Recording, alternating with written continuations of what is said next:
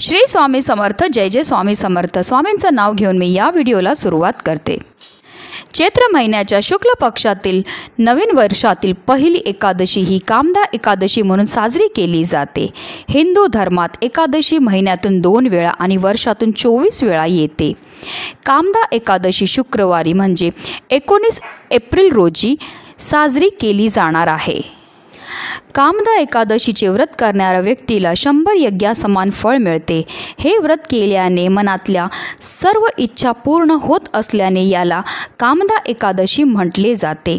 हजारो वर्षाची तपस्या, मोठे दान इत्यादीपेक्षाही कामदा एकादशीचे व्रत जास्त फलदायी असल्याचे आपल्या पुराणात सुद्धा उल्लेख आहे.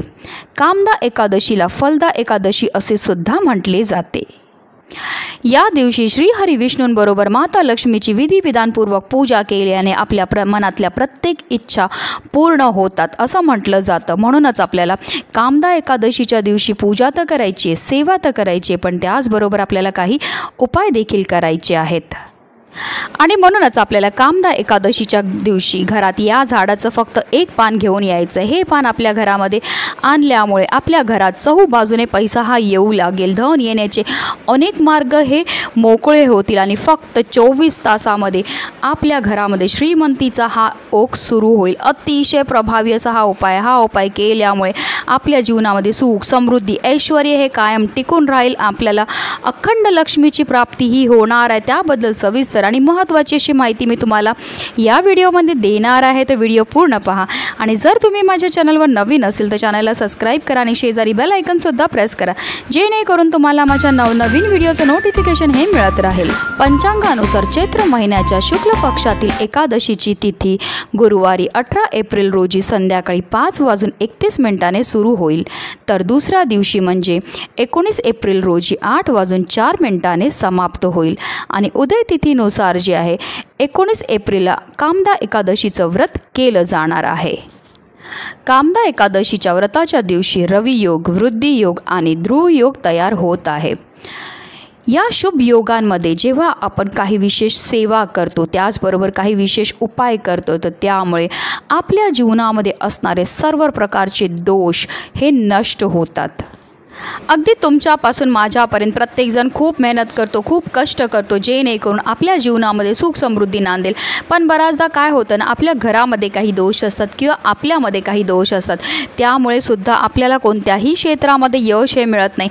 आपण मेहनत तर करतो, कष्ट तर करतो, पण आपल्या कष्टाला, आपल्या नशिबाची साथ ही मिळत नाही. आपल्या घरी पैसा तर येतो, पण आलेला पैसा आपल्या घरामध्ये टिकून राहत नाही.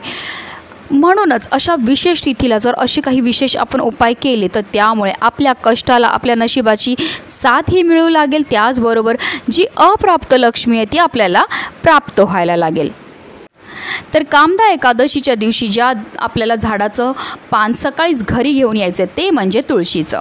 आता तुळशीच्या झाडाला आपण एकादशीच्या दिवशी स्पर्श करत नाही किंवा तुळशीची पत्रसुद्धा आपण तोडत नाही. मग आपण तुळशीचं पान आपण घरी कसं आणू शकतो? तर आपण प्रत्येकजण जे आदल्याच दिवशी तुळशीची पत्रही तोडून ठेवत असतो. आता काही कारणास्तव तुम्हाला नाही जमलं आदल्या दिवशी तुळशीची पत्र तोडायला, तर मग काय करायचं? तर तुळशी खाली जी पडलेली पत्र असतात ती सुद्धा आपण घेऊ शकतात ह्या उपायाकरता. फक्त ती पत्र व्यवस्थित पाहून घ्यायची आहेत. पत्र अर्थात पानं व्यवस्थित तुम्हाला पाहून घ्यायची आहेत की ती कुठेही तुटलेली, फाटलेली किंवा किडलेली नसावी. किंवा जिथे फुल भंडार असतो तिथे तुम्हाला सहज तुळशीची पानंही मिळणार आहेत. आता हे पान घरी घेऊन आल्यानंतर त्याला स्वच्छ आपल्याला गंगाजलने धुवून घ्यायचं आहे, त्यानंतर पुसून घ्यायचं आहे. त्यानंतर आपल्याला काय करायचं आहे? कोणतीही सेवा किंवा कोणताही उपाय करायच्या अगोदर आपल्याला देवपूजाही करून घ्यायची आहे. एकादशी आहे तर आपण सगळे लवकर उठून स्नानही करणार आहेत. श्री हरी विष्णू आणि माता लक्ष्मीची आपल्याला पूजाही करून घ्यायची आहे. त्याचबरोबर आपल्याला तुळशीची सुद्धा पूजा करायची आहे. आणि त्यानंतर हा उपाय आपल्याला करायचा आहे. आपल्याला काय करायचं आहे? एक प्लेट घ्यायची आहे. प्लेटमध्ये थोडंसं कुंकू घ्यायचं आणि त्या कुंकवामध्ये थोडंसं पाणी टाकून त्याची आपल्याला पेस्ट सारखी तयार करून घ्यायची आहे. आता आपल्याला देवघरामध्ये बसायचे, आसन घेऊन बसायचं आहे. आणि तुळशीच्या पत्रावर जे आहे, तुळशीची जर तुम्हाला काडी भेटली तर आवर्जून त्याच काडीने तुम्हाला त्या तुळशीच्या पानावर आपल्या मनातली इच्छा लिहायची. अगदी 1-2 शब्दामध्ये तुम्हाला लिहायची. जसं तुम्हाला धन प्राप्तीची इच्छा असेल तर तुम्हाला धन लिहायचं आहे. तुम्हाला नोकरी संबंधित काही इच्छा असेल तर नोकरी लिहायची आहे. घराबद्दल असेल तर घर लिहायचं. मुलांबद्दल असेल तर मुलांबद्दल लिहायचं. अशा रीतीने आपल्याला त्या तुळशीच्या पानावर आपल्या मनातली इच्छाही लिहायची आहे। त्यानंतर आपल्याला एक प्लेट घ्यायची आणि त्या प्लेटवर हळद आणि कुंकूने स्वास्तिक काढून घ्यायचे। मूठभर तांदूळ त्या स्वास्तिकवर आपल्याला ठेवायचे आणि त्या तांदळावर आपल्याला 1 रुपयाचं एक नाणं ठेवायचं आणि त्या 1 रुपयावर आपल्याला हे तुळशीचं पत्र ज्याच्यावर आपण आपल्या मनातली इच्छा लिहिलेली आहे ते ठेवायचं आहे। त्यानंतर ह्या तुळशी पत्राला आपल्याला हळद, कुंकू, अक्षता, धूप, दीप, अगरबत्ती दाखवून घ्यायची आहे। त्यानंतर ती प्लेट आपल्याला उचलायची आणि आपल्या उजव्या हातामध्ये घ्यायची आणि त्यानंतर आपल्याला काही सेवा ह्या करायच्यात। आपल्याला माता लक्ष्मीचं स्मरण करायचं, श्रीहरी विष्णूंचं स्मरण करायचं, त्याचबरोबर आपल्या कुलदेवीचं सुद्धा स्मरण करायचं आणि त्यानंतर आपल्याला 3 वेळा महालक्ष्मी अष्टकमचं पठण करायचं आहे। त्याचबरोबर आपल्याला 1 वेळा विष्णू सहस्त्रनामाचं सुद्धा पठण करायचं आहे। ही सर्व सेवा करून झाल्यानंतर आपल्याला आपल्या मनातली इच्छाही बोलायची। जर तुम्हाला धन प्राप्तीबद्दल, घराबद्दल, मुलांबद्दल, पतीबद्दल किंवा इतरही तुमच्या कोणत्या इच्छा असतील त्या आपल्याला श्रीहरी विष्णू आणि माता लक्ष्मीला बोलायच्या। त्यानंतर आपल्याला ही प्लेट जी आपल्या देवघरामध्ये असणारे श्रीहरी विष्णू आणि माता लक्ष्मी समोर ठेवून द्यायचे। संपूर्ण दिवसभर, संपूर्ण रात्रभर ही प्लेट आपल्याला देवघरामध्येच ठेवायची। म्हणजे उद्या आहे शुक्रवार, शुक्रवारच्या संपूर्ण दिवसभर आणि रात्रभर ती प्लेट तिकडेच ठेवायची आहे आणि दुसऱ्या दिवशी म्हणजे शनिवारी आपल्याला सकाळी लवकर उठायचं आहे, स्नान करायची आहे। आपल्याला एक लाल रंगाचं कापड घ्यायचं आहे आणि त्या प्लेटमध्ये असणारं 1 रुपयाचं नाणं, त्याचबरोबर ते तुळशीचं पत्र आणि त्या तांदळापैकी आपल्याला 21 अखंड तांदूळ हे घ्यायचेत आणि त्या लाल कपड्यामध्ये ठेवायचेत आणि त्याची एक पोटली आपल्याला तयार करायची आहे। त्यानंतर आपल्याला ही पोटली जी आहे ती तुळशीच्या फांदीला बांधायची आहे। तुळशीच्या फांदीला बांधताना पुन्हा एकदा आपल्याला आपल्या मनातली इच्छाही बोलायची आहे आणि दररोज जेव्हा आपण तुळशीला जल अर्पण करणार तेव्हा त्या पोटलीला आपल्याला धूप, दीप, अगरबत्ती, हळद, कुंकू अर्पण करायचं। दररोज आपल्याला त्या पोटलीला आपल्या मनातली इच्छाही बोलायची आणि ज्या दिवशी आपल्या मनातली इच्छा पूर्ण होईल तेव्हा आपल्याला ती पोटली तुळशीची सोडायची आहे।